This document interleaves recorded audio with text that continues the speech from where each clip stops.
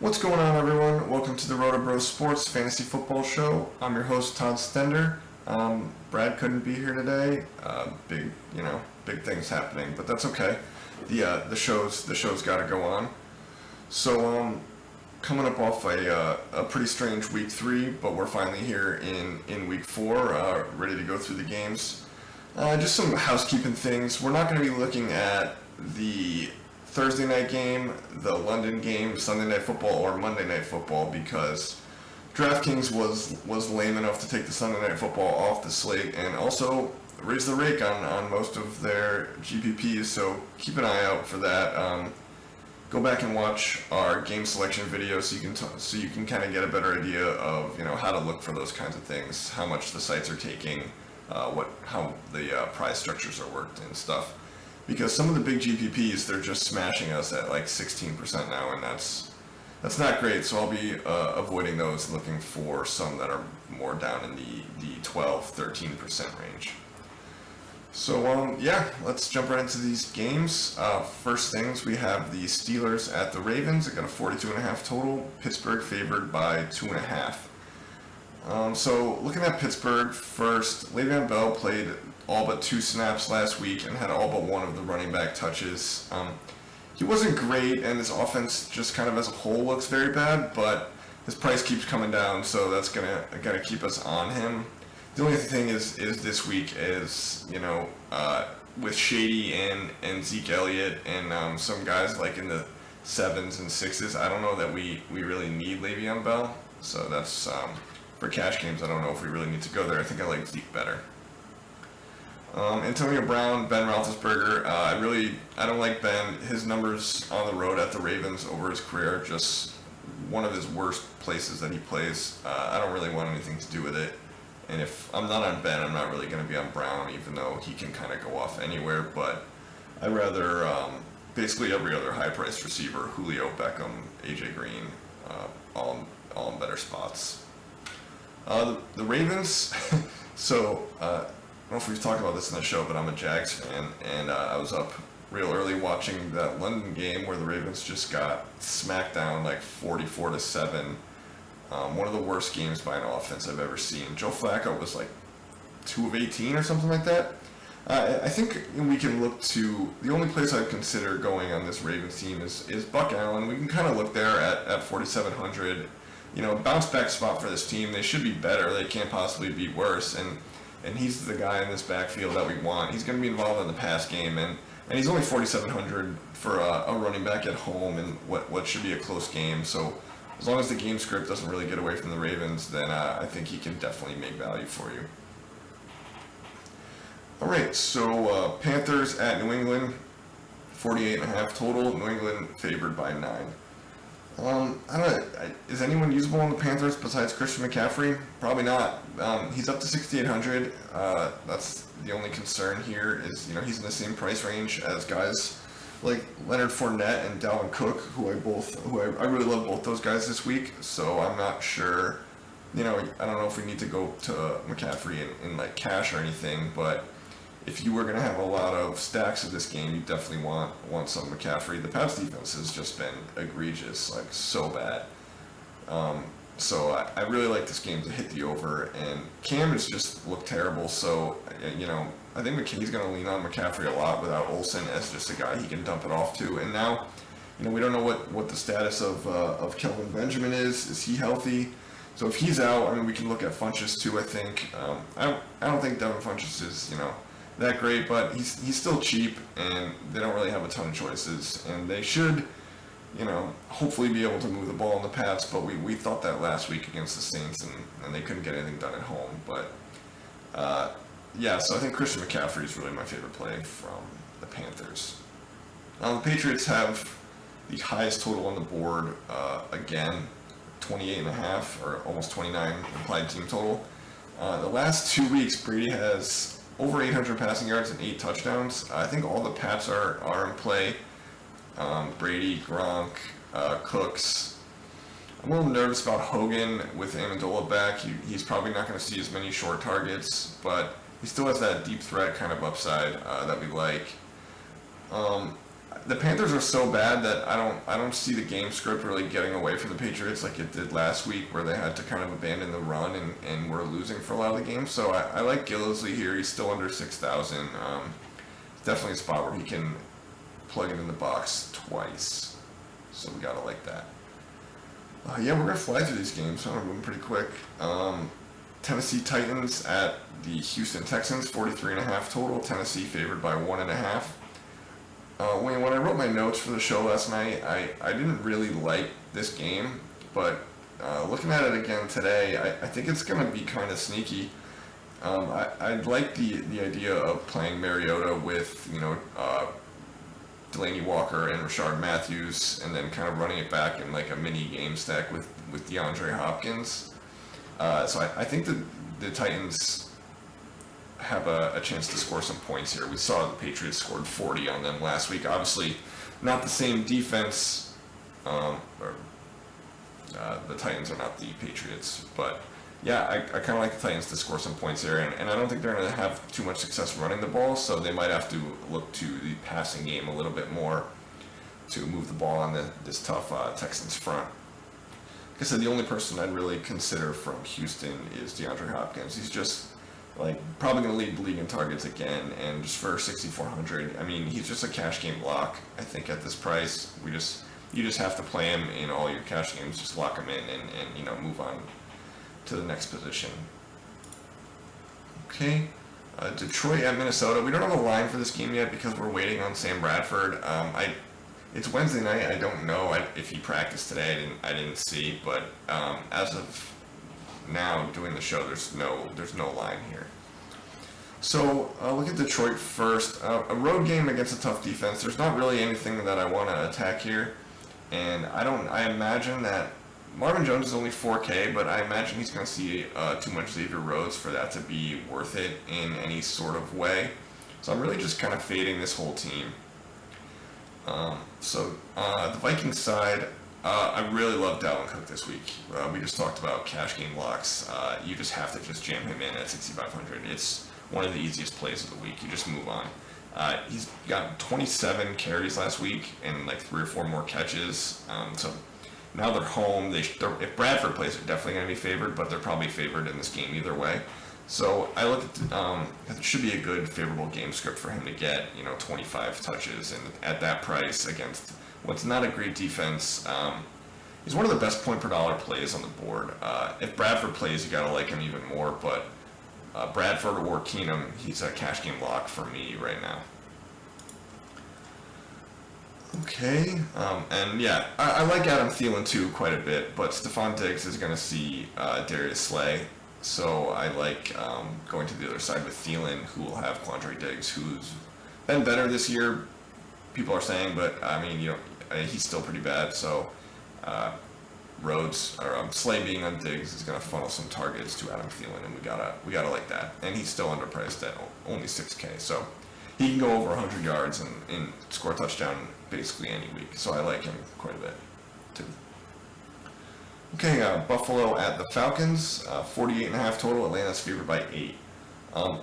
Tyrod is one of what I think is 2 cash game options at quarterback this week. The game script should be favorable if they're going to be losing as far as some extra pass attempts. And, he always obviously brings that floor with his rushing. He should get an extra 30 or 40 yards. And yeah, like I said, they should be throwing a lot in a game that they're going to be losing. I love LaShawn McCoy here, but I don't know that we're going to get to him or he's going to make my cash team with Cook. And I think Zeke Elliott is probably a better play as a home favorite. But Chidi's in a good spot. We've been attacking Atlanta all year with pass-catching running backs. So we saw what Ty Montgomery did to them. We saw what Tariq Cohen did to them in week 1, and so I like Shady quite a bit here, but he's 8,400 and they are on the road, but his volume in the pass game should keep him relevant even if Buffalo's losing, as he's really their only offensive weapon. The only player I would consider from the Bills offense besides Tyrod or Shady is Charles Clay, who's caught a touchdown basically every week this year and always has the most pass receiving touchdown equity of any player on the Bills. So I like Charles Clay. He's only 3,900. He's actually a decent cash play, as I think he probably is safer than Cameron Brate, who's kind of in that same range who people are going to like because he's got that matchup with the Giants where we just want to attack tight ends. So I like Clay quite a bit as well. Okay, on the Falcons side, they have one of the highest team totals on the board, just under the Patriots at 28.25. I think my favorite play from them is Devontae Freeman. I think he's going to go really overlooked in tournaments with, all the 8K guys we talked about with Zeke and Shady and Le'Veon. And then also we have a lot of guys under 7K who are going to really like Melvin Gordon, Dalvin Cook, McCaffrey, Fournette. So I think Freeman might just kind of get overlooked here. And there's a big favorite at home. It's a really good spot for him.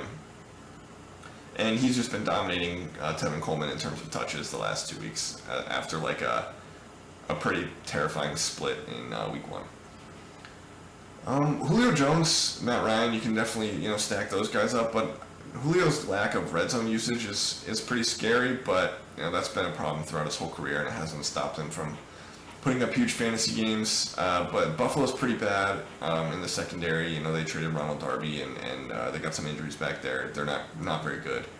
So I like Julio, his chances to get in the end zone this year. He's a good play up at the top of wide receiver.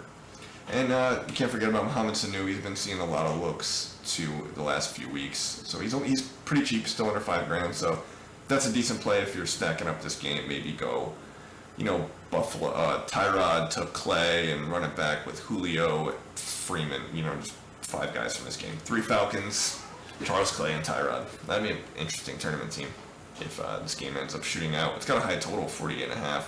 So if Buffalo can keep it close, we could really see it smash the over. Maybe get up near 60 points. Atlanta's defense isn't good. Okay, the Rams at the Cowboys. The Rams are coming off of a spot where, they kind of just blew their load in that Thursday night game. They're a full fade for me. Tough road game at Dallas. Slow pace. So 47.5 total in this game. Dallas favored by 6. Like I said, I don't want anything to do with the Rams. With the Rams here, we don't need to spend too much time on that. Todd Gurley looked great in their last game, and he's probably going to be great this year. But this isn't the spot as a road underdog in a slow-paced game. I think we definitely want to look at the running back on the other side. Zeke. So going to the other side, Zeke is another cash game lock for me almost. Where he finally had a good game against Arizona Monday night, and now they're home. They're favored. The Rams are not going to have a tough time here. They should be able to score some points, move the ball. I'd like Zeke to get 25 to 30 carries or 30 touches again. His pass game usage was kind of encouraging in the last game, caught a couple passes. So I really like Zeke at only 8,200, and he's less than Shady, who's 84, and Le'Veon at 87. So I prefer him to both those guys for cash games. Nothing else really for cash on the Cowboys. I like Dak and Dez as a decent tournament stack, but I like Zeke to score to score 2 touchdowns here. So I don't know how much equity we have for Dak and Dez. Dez, though, quietly leading the NFL in red zone targets. So. All right, moving on to the Bengals at the Browns. 41 total. Cincinnati is favored by 3. Starting with the Bengals, looks like Joe Mixon is finally the guy here. He had 21 carries, I believe, in the last game, and he's only 5,700. So if he's going to get 20 carries against the Browns, I think we definitely have to look at him. Still having those other guys there, might be a little thin for cash until we, see it like a full game of him getting all the workload. But this is the Browns that we're talking about, so if he does end up getting it and we don't have any, it could be really, really ugly with a guy of his talent. So he's only 5,700, so I really, really like Mixon this week. I also really like Andy. This is the Browns. We get quarterbacks, wide receivers, everyone against the Browns. I really like Andy Dalton at 5,800. He looked a lot better last week against the Packers. We just saw what Jacoby Brissett did to this Browns team. That's pretty fucking bad. Andy Dalton's a lot better than him, so I really like Dalton to AJ Green as a stack for tournaments. I don't think it'll be sneaky. Well, I think AJ Green will probably be popular. Andy Dalton probably won't be that popular because people don't really like playing him, and there's so many options at quarterback this week. But I like that stack for tournaments. And then the only thing is who are you going to bring it back with on the Browns? We don't really want to play any of their wide receivers. So the only thing I would say would be, Duke Johnson is probably the best option. He's up a couple $100 to $4,500, but he's definitely the best receiver on this team.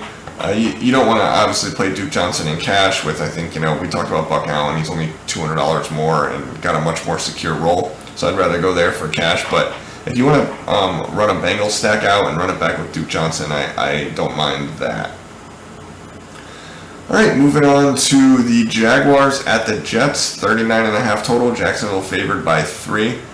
What a game. What a game for these guys on Sunday. That was just beautiful. Mercedes Lewis, one of my favorite Jaguars, been there for 12 years, caught 3 touchdowns. It's probably the last touchdowns he's ever going to catch in his career, so it was pretty awesome to see.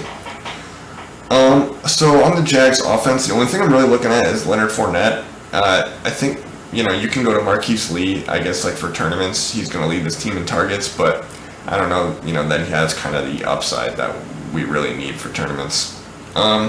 So Leonard Fournette, I think with a lot of the attention in that range going to go to Cook and McCaffrey. He might get overlooked here in a road game, but the Jets defense is not good, and the Bortles throwing 4 touchdowns was kind of an aberration. Their plan here is going to be to run, to give Fournette 25 carries and 3, 4, 5, receptions, so he could push for 30 targets here.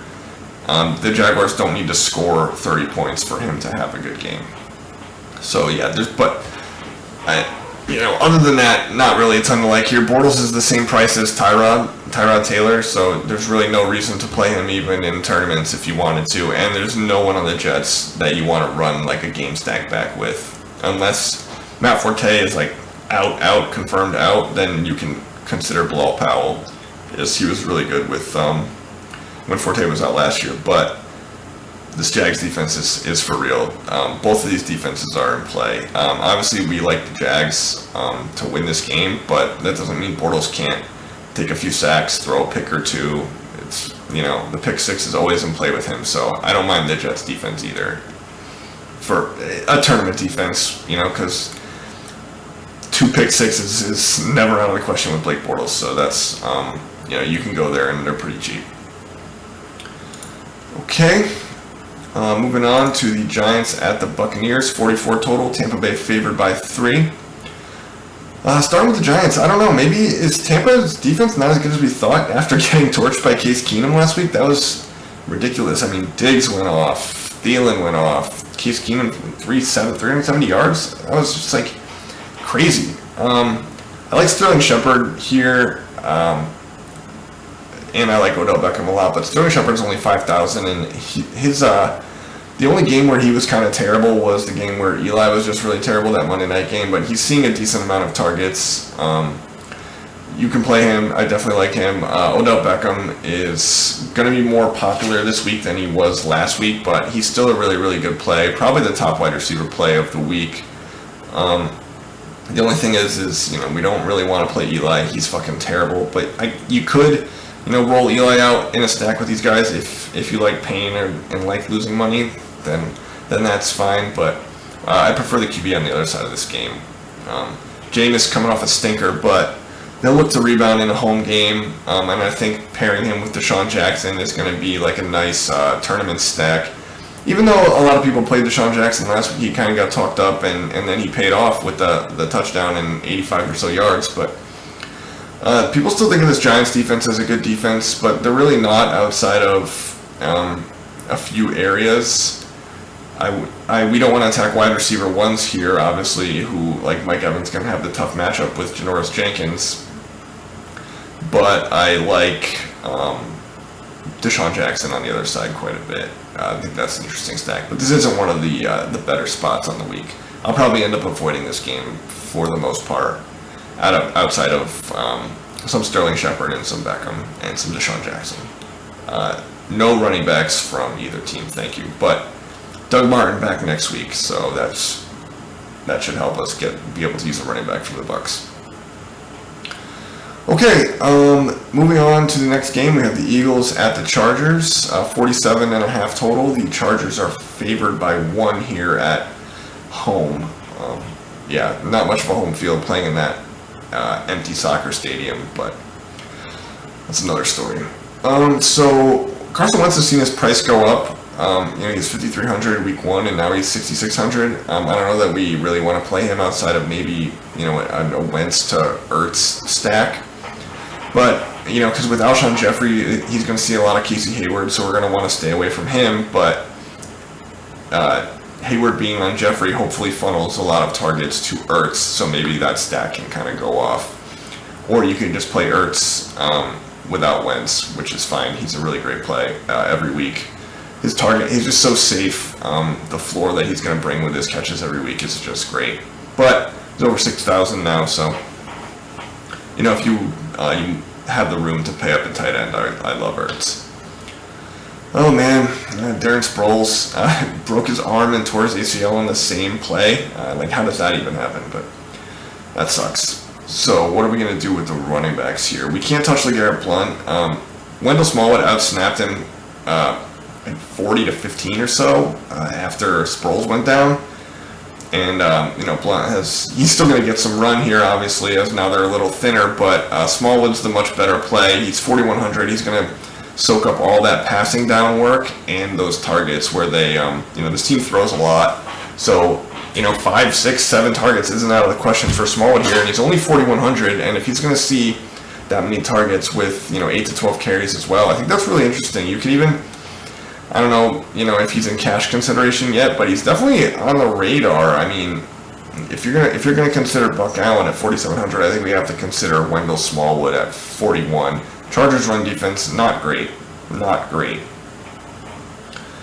So looking at the Chargers side, Melvin Gordon's very, very bad at football. He's just not a good running back, but we can't argue with his fantasy role and production. They're in a home game. He gets all the goal line work. He catches all the passes. He's only 7,000, and he probably should be in that range with Shady and Zeke and Kareem Hunt and Le'Veon Bell, up there, just based on, the guy gets in the end zone every week and he catches 5-6 passes every week, and he has that safe floor, even though he's just, he's not really that good. Another play that I like from the Chargers, Keenan Allen is going to just eat Jalen Mills for lunch. We've been attacking Jalen Mills all week. We saw what Odell Beckham did to him last week. Terrell Pryor didn't get there in week 1, but he did burn him, just dropped a bunch of passes. Keenan Allen is going to eat him for lunch. Mills has been the most targeted cornerback in the NFL this year, and that's because he's one of the worst, and now he gets one of the most heavily targeted, most difficult to cover wide receivers in the entire league. So I really think Keenan Allen, he could have 10 catches in this game. And we know he's going to get double-digit targets, and he's going to just be open every single time on Jalen Mills, who sucks. I like Tyrell Williams on the other side as well. He hasn't been great this year, but if he's going to get 7 or 8 targets, which he's got 7 targets twice in the 3 weeks, he's cheap. He's got upside against this bad Eagles team. In this game, I kind of like the over here, too. We could see a shootout in a close game. Okay, the last game of the night. Oh, no, it's not. We have 2 left. 49ers at Arizona. We got a 44.5 total. Arizona's favored by a touchdown. This whole game is just completely uninteresting to me. Looking at the 49ers, we can't really use anyone. Garcon's going to have Patrick Peterson all over him. Can't use Carlos Hyde as a touchdown underdog on the road, so you just kind of have to ignore that whole team. And Arizona, the running backs are a disaster. Too many people are going to want to play Fitz coming off that huge game, but we're kind of getting to the point in the season now. Okay, we got our 3 weeks out of him. His old man Fitz going to show up soon, and we got to get off. I'd rather be off the Fitz train early than a week too late. The only thing I would like is if J.J. Nelson's going to be out again, Jerome Brown is only 4,000. Carson Palmer he could be okay too, but I like other guys better. I like going down to Tyrod or Simeon, who we'll get to, or going up to Brady, all the way up to Brady, or I like Marcus Mariota a lot for tournaments too. So I don't know if we need Palmer. All right, last game of the night. The Raiders at the Broncos. This is really the last game this time, I promise. 47.5 total. Denver is favored by 3. The Raiders, I just have no interest in them. They're coming off this shit Sunday night game where they got blown out. So, this could be a good rebound spot, but going to Denver makes it completely, uninteresting. I'm just going to pass on this whole game, on this whole Raiders team. Okay, so going to the Broncos, cash quarterback this week for me is going to come down to Tyrod Taylor versus Trevor Siemian. They're only $100 difference.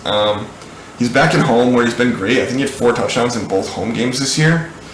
And obviously I love the weapons for this team more than for Tyrod's team.